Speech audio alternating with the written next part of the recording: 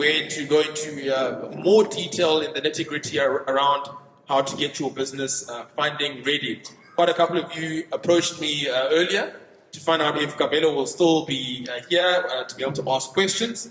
So you can prepare your notes so that during the session you'll also be able to engage on that level. I really want you guys to know, even for ourselves, we never really get to engage with such people from the bank.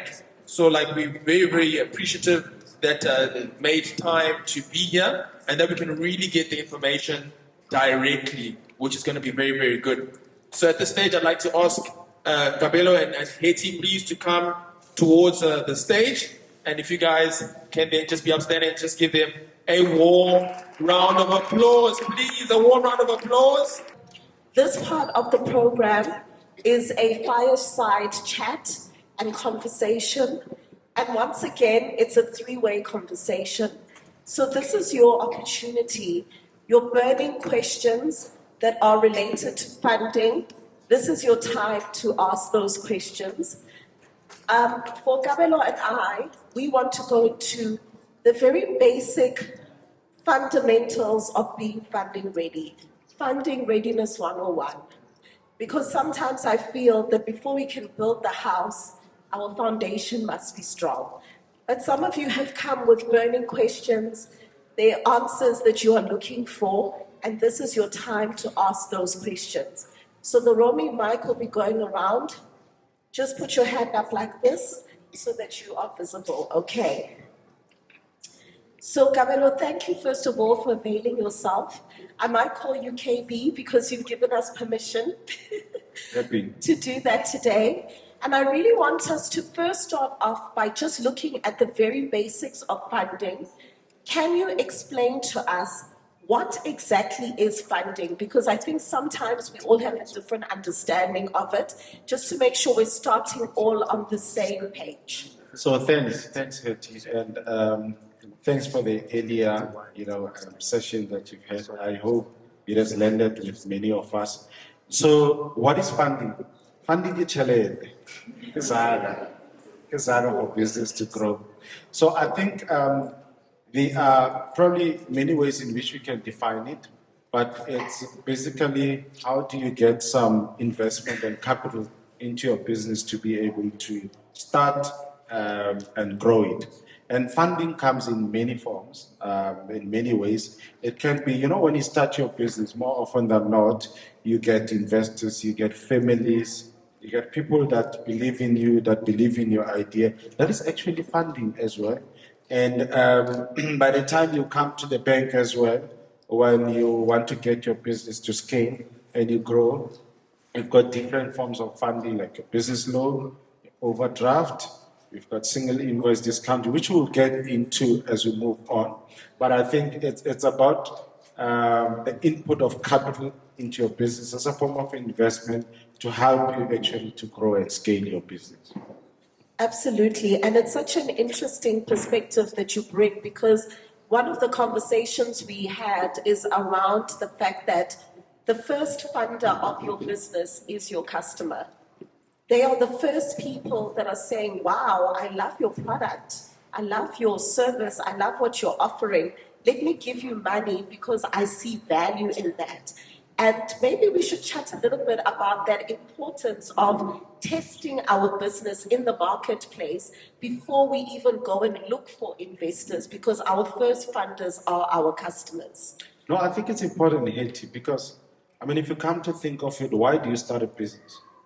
It's because you've got a product that can be consumed by someone. And those are your consumers. Those are the people that actually, invest in your business. Your first people to invest in your business. So you've got to take pride and energy and investment in developing a product that can be consumed by the market. And I think that's where your first investment comes into place. So yes, you are right. Your customer is your first one. Absolutely. Often at times, Kabelo, when we start our businesses, we are not sure how it's going to go. We don't know if it's going to be successful or not. So we start with our own personal account, and just trying to see what we can do. And then it's only as we begin to see that evidence that, oh, okay, maybe I'm onto something here, that we start to professionalize.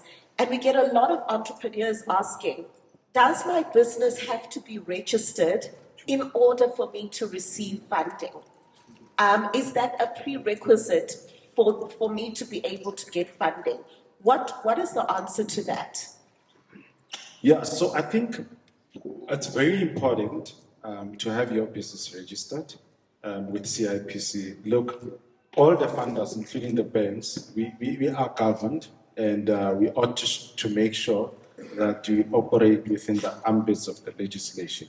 So it's quite important, number one, to get your business registered with CIPC.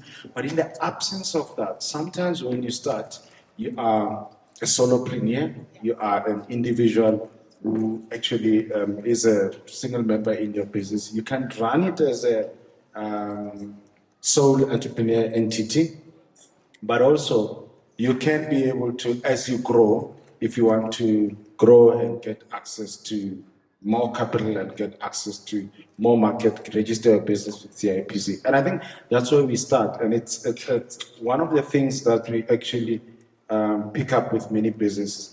If your foundation is strong, like you said, your business is registered, your sales matters and tax orders are in order, you register either for VAT or for tax. That's very important because we are governed, and as patriotic South African, we want to see our country doing well, we want to see the economy growing, and this is where health economics comes into play. So it's very important that you should get your business registered. Okay, fantastic. Roaming Mike, we do have a hand over there. Whilst it is going through there, can you just assist us in understanding? So when you say you register with CIPC, what is kind of the process of that? Is that something that can be done online perhaps? Yeah, absolutely. The online platform is actually quite the best. But at FNB, we are also able to help you with that. And the process is quite quick, guys. It doesn't take long. And the requirements, the documentation and stuff, it's not a lot. It's not a tedious process, but it's a worthy process. And it's for you to make sure that you operate within the legislation of this country. Okay, fantastic. So if you know that you are a business owner here today that is not formally registered with CIPC, this is a wonderful opportunity to speak to one of the bankers then at the back who can be able to point you in the right direction. All right, great stuff. We've got our first question. Morning, everyone. My name is Remorantile and I own a beauty salon. So my question is, or I don't know if it's a question or more of a pain point, you know, because I bank with FNB, right, for my business. But what I've realized with you guys is that I find that it's easier for me to get a personal loan for myself than it is for the bank to actually offer something for the business, right? Any funding for the business. And I've often asked myself as to what is it that we really have to do in order for us to be at a position where we are able to get that funding from the bank. It's even in like little stuff like your e-bucks. Like as a business, like it takes so much just to earn like e-bucks on the system. So I think that's just what it is. And I'll look at like other banks, like a mercantile bank, you know, which operates similar to what Yoko does, where they'll see what your transactions are in a month, and they're more willing to give you like a loan that you'll pay off every single day. So I think my question is more of like what really is necessary, what needs to be done, because I feel like as a small business, you may have like a few years that you've been operating, but it really takes a lot to actually find yourself in a position where someone is actually willing, or the bank is willing to give you just a little bit of finance for you to be able to get through. So I think that's just more my question. Thanks, Remorati. What business are you? Nail salon. Nail salon. Okay. Thank you. Thanks. I think that's a very good question. So we use many metrics actually to determine how fundable your business is. I think priority number one is to make sure that you bank all the earnings that you make in your business, because we need to have sight of all the transactions that you make in the business. We've been one bank that has pioneered and supported a cashless society. But when you do the transactions, it is very important that they must go through our systems so that we can be able to see. That's number one. Number two, I think also it's very important, and I'll just mention some of the mistakes or the challenges that we see with other businesses. Your conduct in the business account must be very good. I mean, we also look at your historical conduct in your personal name. Remember, you are the owner of the business, you are the jockey of the business, and when we invest in the business, we invest in you as well. So very important that your personal affairs, your credit bureau is up to date, everything is okay, and you bank all your money in your business so that you can have actually sight of what your business does. And we built those metrics into our systems. We've got a scored model where we can score your business, but also we need to have sight of things like your financial statements. It's very important to actually have that because it's like in your personal name, you've got a pay slip when you go for a personal loan. In your business, we're looking for financial statements. But as a small business, I mean, your transactional history should suffice for us to be able to make a determination for how your business can be funded. Kabelo, before we take the next question, all of this is speaking a lot to the financial health of your business. And I know that getting your credit score can help you to determine what your financial health status is. Can you maybe talk to us a little bit about what is a credit score? How can we access it, the frequency we can access it, and how that can help us in our journey towards becoming funding ready? So I'll try and define the credit score. So this is more like a central repository system that has got information about your historical financial behavior. You know, that clothing store account that you had 5 years ago, the payment behavior that you had on that account is recorded in that score. So remember, when you come and ask for finance, you want to enter into an agreement with us. So we look at how have you historically honored the debts that you've entered into. And that actually tells us, and it gives us an indication of how will you be able to actually honor the credit arrangement that you can enter into with the bank. So your credit score is very important because it tells us your cell phone account, your clothing store account, any other credit, your vehicle account in your personal name. You can go back and check historically how you have performed. And it's very important to check that on a regular basis because that's your financial health check as an individual. So I must say, unfortunately, in South Africa, we don't have a bureau system for businesses where we can have a score for a business. So as an individual, we go and check how have you managed your business, your personal affairs in your personal name. And that actually gives us a lead or rather an indication of how then are you able to manage your business financial affairs. Fantastic. We can take a question from the floor. Basically, my question is, when it comes to the funding, right? Is there only one type of funding that you would do, or does it always have to be monetary? Because sometimes the business doesn't really need an injection of money, but it needs equipment to move, basically. So, is it only one type of funding that is done, or can you do different types of funding? So we can actually do different types of funding, and that's a very good question because it's very important to put the right type of funding to the right type of need, because that talks to your cash flow management, that talks to your balance sheet and your income statement. So for equipment, we do have asset-based finance, which we use through West Bank. So we can fund anything and everything that has got a serial number, from your laptops, computers, any equipment that you use to generate income. So more like your income generating asset. So we can fund those. We can fund any equipment. It doesn't have to be only things with wheels, but equipment we can fund as well. But whilst on that, the other types of funding, it's your overdraft, which is basically used for your cash flow needs as a business. I mean, I'll make an example. If you've got a business where you buy and you sell, you can use an overdraft to buy stock and be able to resell it and be able to re-inject the income into the business. So you can also use a business loan to inject a long-term need of funding in your business. We've got commercial property finance. If you want to buy a property, we've got a commercial property finance, and we've got that for multi-tenanted properties. If you are in the property business and you are leasing, we can look at multi-tenanted property finance.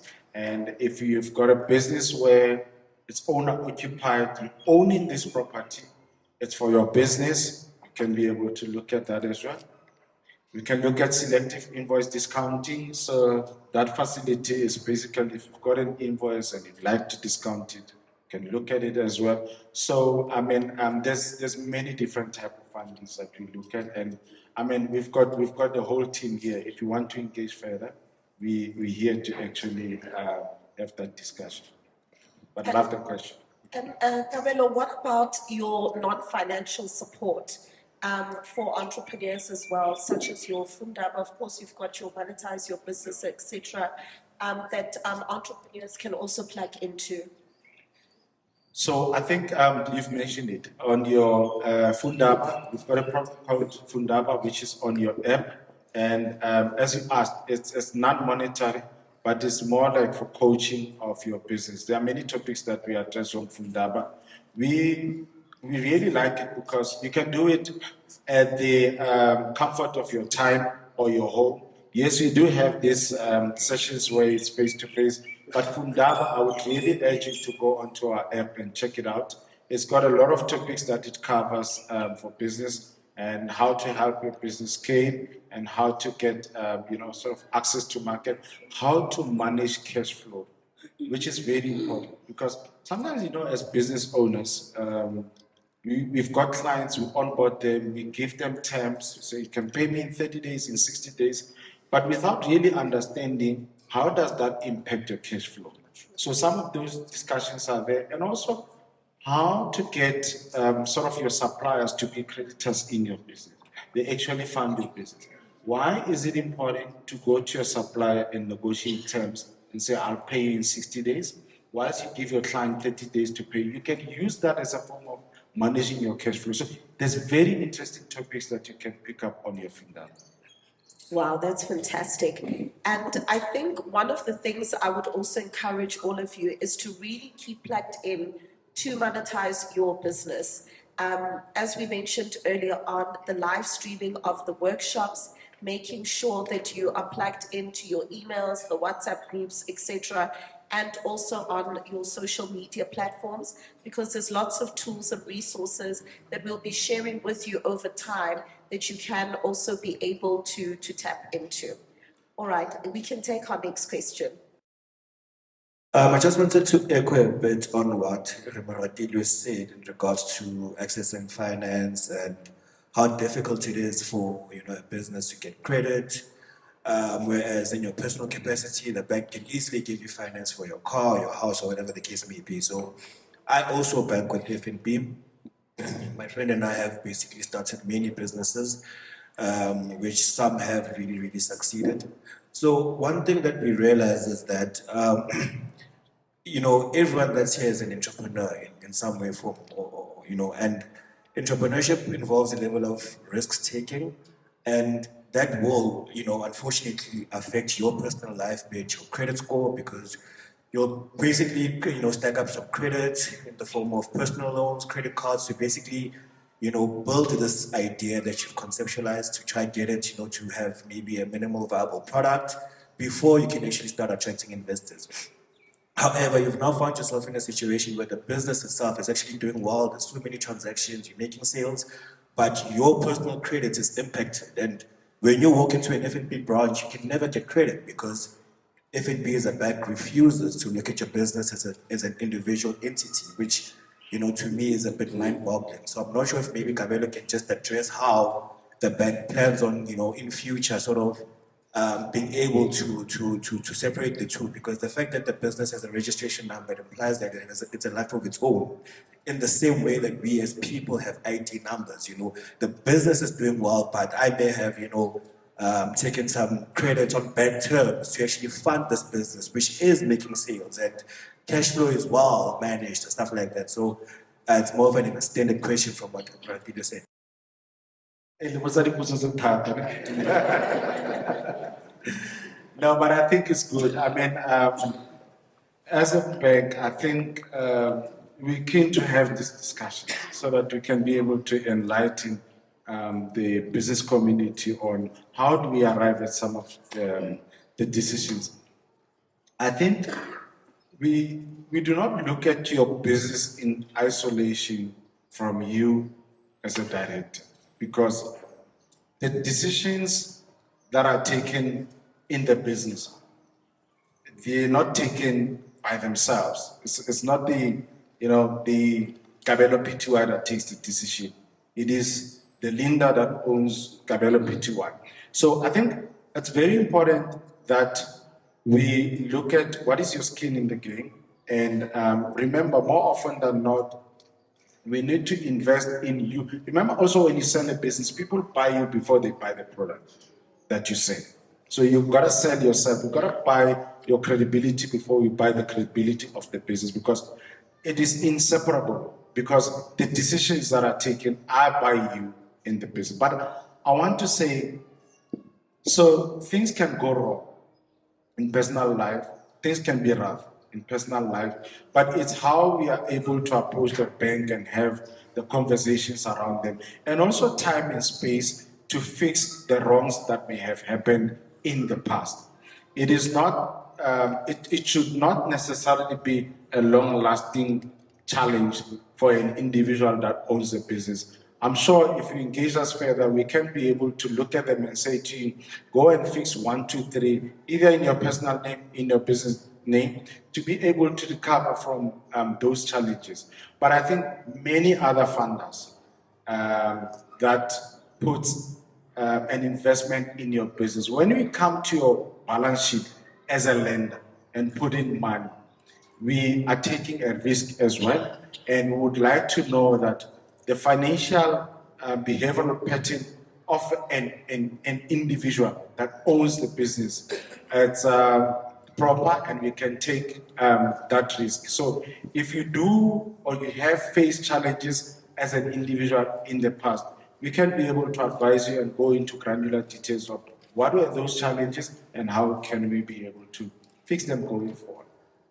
But we do take an interest in you as an individual. We buy you, then we buy your business.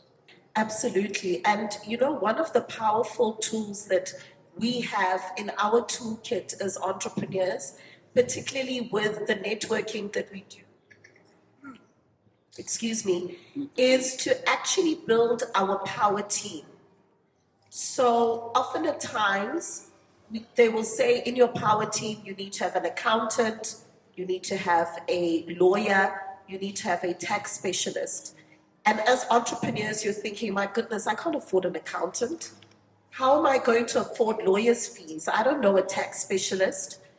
So when you come into spaces like this, you actually want to network with people that can form part of your power team. Now, what you do when you formulate your power team is you want to be able to enter into barter agreements with each other. So a barter exchange means you have a skill or a knowledge. Maybe you know how to do social media management, and you have networked with somebody who knows how to do financial reports. So what the barter exchange is that I am going to do your social media management for 6 months, and you are going to do my financial statements or management accounts for 6 months. So we may not be exchanging money, but we are exchanging our talents, our resources, and what we are able to do. And by so doing, we are also practicing our own skills where we can even leave testimonials for each other. So sometimes when you hear some of the criteria of what is required for you to get funding ready, do not get overwhelmed and discouraged and say, I can't do it. But find ways that we can leverage this ecosystem that we've built here for us to be able to actually help and propel each other up. Because if you look in this room right now, every single one of you has got a unique talent that somebody else may need. And by barter exchanging that talent, we can help each other on that journey towards becoming funding ready. So, Hetty, I think you're mentioning something very important as well. I think also you mentioned earlier that you got to do some research when you go into business. Part of which also in your personal capacity. So, one other thing that we've picked up is people go into debt counseling without fully understanding what does it mean, right? And understanding what are the ramifications thereof.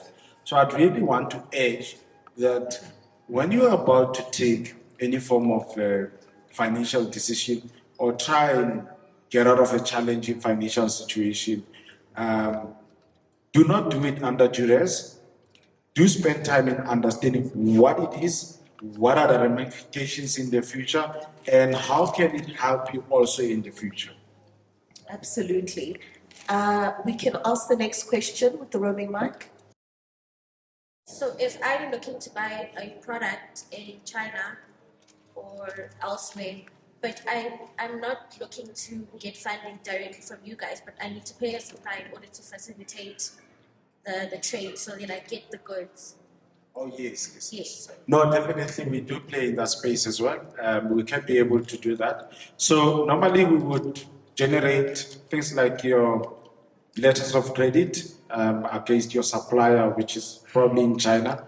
Then we can do that, whether it's a back-to-back, but of course there will be some terms into it, which you will come and bring to us, and we can be able to put a facility like that. And I think also an escrow account where you're dealing probably with a supplier and you really want us to manage the whole deal flow cycle, we can work on that as well. And we can also do your FBCs, foreign exchange contracts as well, to be able to hedge the currency when you do those facilities. So we do have, we go into a discussion and we provide you with a turnkey facility for your entire transaction.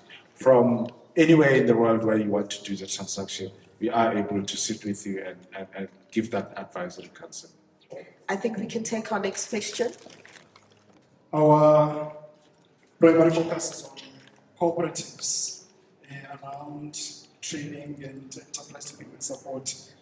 And the reason why we are focused on cooperative fundraising is just because you just now made the point about the collectivization of effort. And obviously earlier when we spoke about the benefit of networking. So I just thought us being in the room and obviously the conversations that I've had in the networking session, obviously these kinds of support services available in this room. I've spoke to people that are in the tax practice space, business planning and so on, and obviously Agnes spoke from the chamber as well. But maybe another benefit that this platform can provide is just how then do we collectivize this effort and build a community. I don't know how monetize your business and definitely things about these workshops as obviously a resource themselves around management of the data or database of these resources where we can benefit all of us from the time that we may not have as individuals, the expertise that we may not have as individuals, taking into consideration the provisions of the legislation around personal information. So maybe a platform like a WhatsApp or other platforms that you may make available where we can interact on a regular basis, where we can exchange valuable information and resources. So the question, just that comment. Thank you.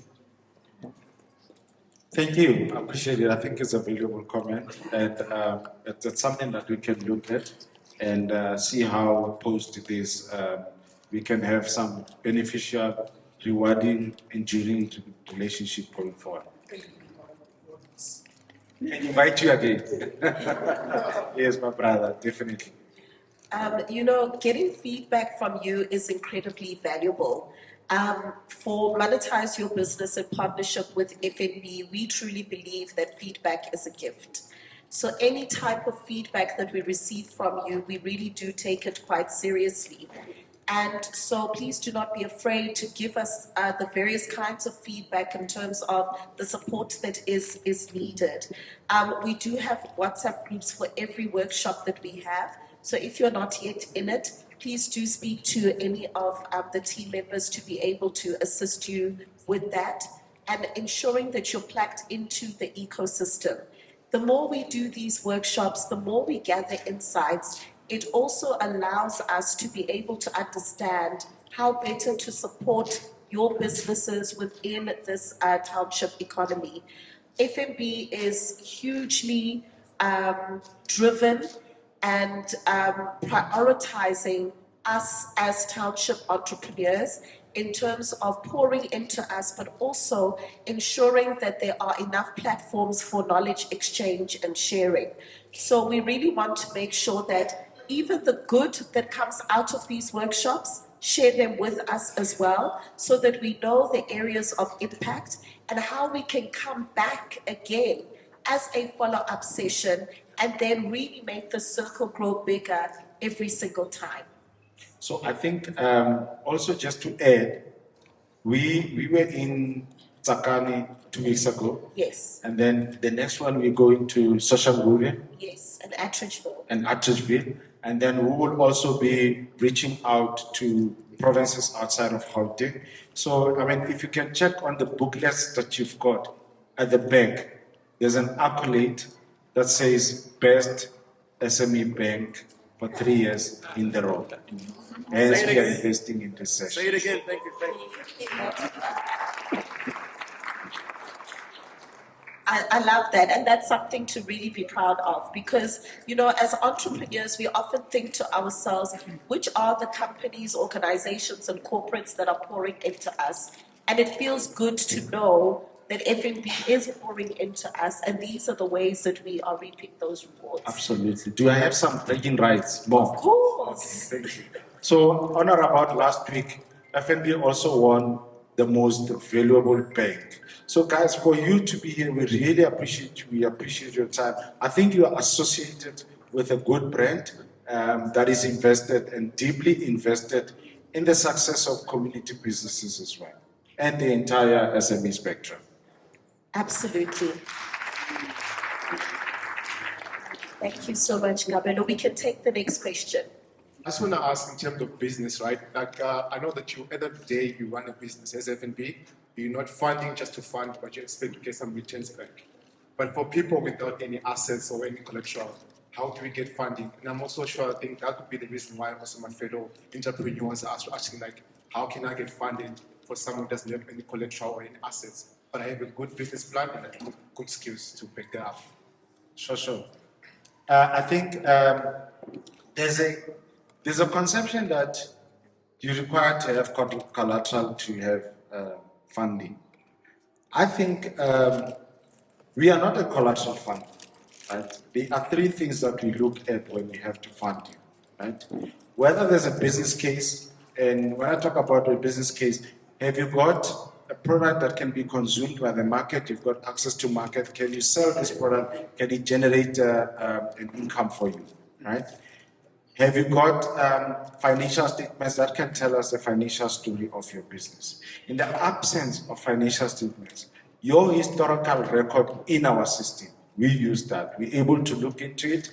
We've developed a squad model where we can do unsecured lending. And we've done that and we continue to do it. You are able to get funding without collateral. And it's basically around doing some of the things that we've actually discussed, making sure that you bank your money and making sure that your account, the conduct is good and there are no unpaid debit orders. It's very important because we look at that, because when you enter into an agreement with a lender and you sign for a debit order, for us it's a contract, right? And the minute you are able to meet that and you get a debit order bouncing, it's a breach of that contract, right? And I think, like I said earlier, things can go wrong in business. But I'll just mention, I was listening to Les Brown where he says, when things go wrong, don't go with them. And when you go with them is when you allow such things to happen. When you foresee as a business owner that I'm not going to be able to meet this debit order in the next, approach your bank, hear what they can say. Approach your business manager, hear what they can say. And if there's anything to be done, we can be able to assist. So I think do not allow such things as your account getting overdrawn, debit orders bouncy, missing payments. Rather make prior arrangements so that they are recorded somewhere. Because when you come for a funding application, we're able to go back and see how you have conducted your account. We can also take another question from the floor. Are there any more questions? We've got some over here. I think what you're talking about, Gabelo, speaks about maintaining that healthy relationship with our bank and actually seeing it just like we do with any other relationship. There needs to be communication, there needs to be deposits into the relationship, and if something is going wrong, we need to be able to wave that red flag and say, hey, I'm in trouble, what arrangement can we actually make? That relationship with our bank is so important, and I think sometimes we are fearful to be able to do that. What is the first step in developing a healthy relationship with our bank? When you approach your banker, is with the intention of maintaining a healthy relationship with your money. Because come to think of it, we fund your historical behavior and your historical relationship with money. And this thing develops over time and it grows. So I think the first step, you do not need to go to the bank only when you have a need. It must be something that you do as part of planning.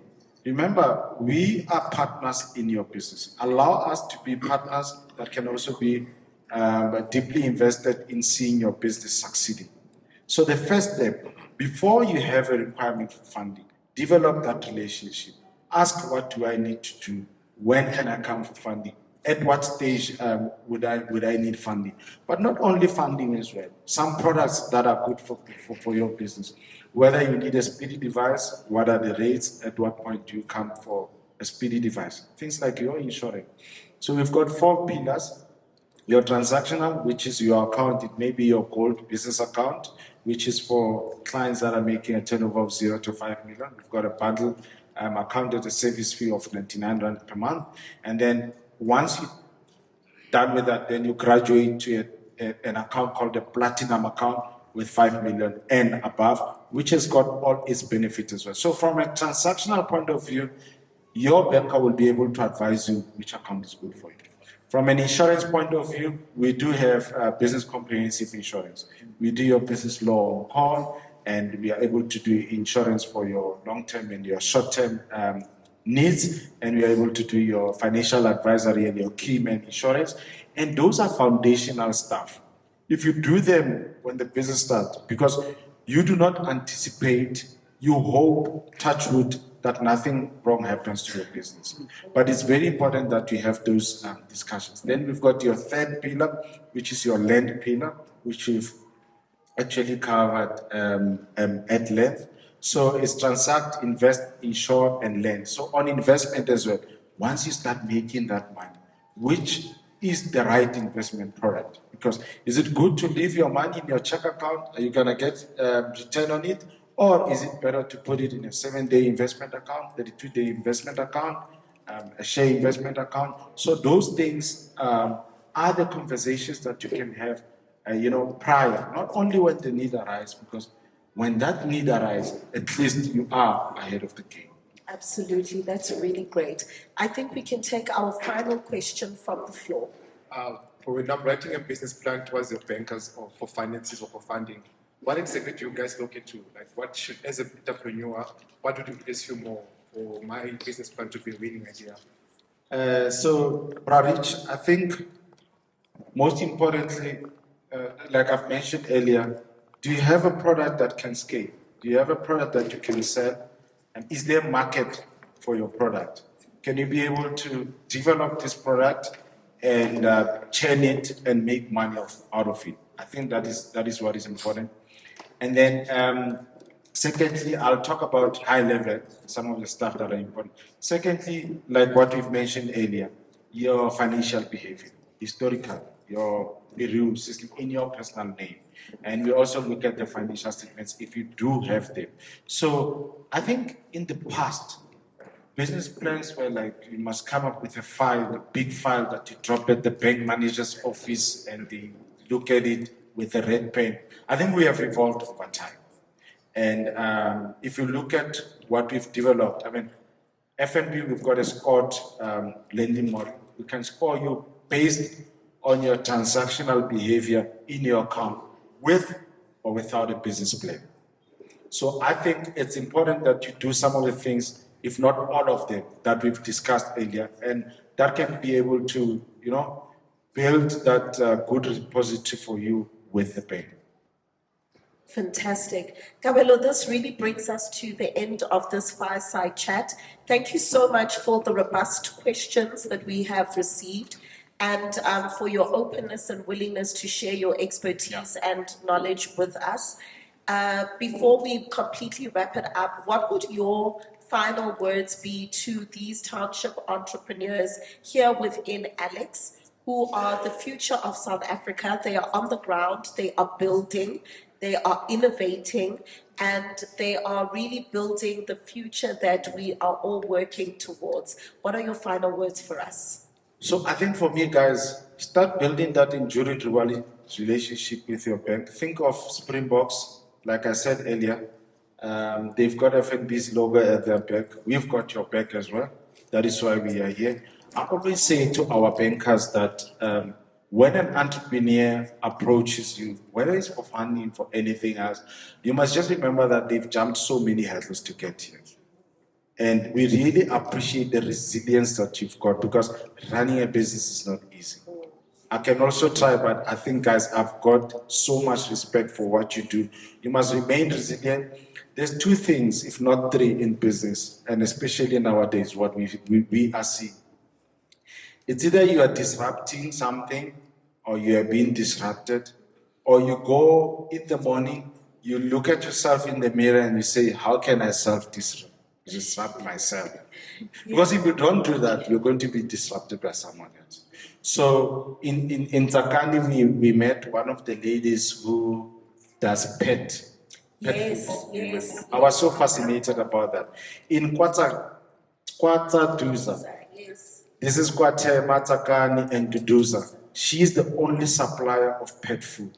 I'm like, she's really disrupting the market. She has arrived. And she's doing so well and was even able to list on Mr. D. Yes. So you can go on Mr. D and order. And I'm saying things that are happening and things that entrepreneurs are doing. And I really shout out to the winner as well, who does, the guy does the fresh juice, squeeze juices. Yes. The ones you find at Woolies, your green machine, your vitamin C. So I'm like, entrepreneurs are there and they are disrupting. And you must just remain resilient. And we really appreciate the hard work that you're doing to contribute positively to this economy. And I hope you do get it that we've got your back. And good luck in your businesses. Great stuff. Thank you so much. And this brings us to the end of our fireside.